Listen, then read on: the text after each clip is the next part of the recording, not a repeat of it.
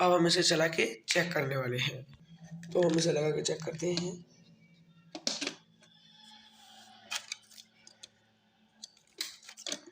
देखते हैं ये चालू होती है अभी। तो आप देख सकते हो ये एकदम स्टार्ट है। और हम हमारा फ़ोन चार्ज में लगा के भी चेक करेंगे दोस्तों। तो हमने इसका पार्ट्स लगा दिया, तो आप देख सकते हो।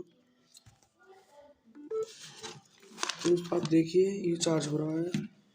ये हटा दिया हमने, ये देखिए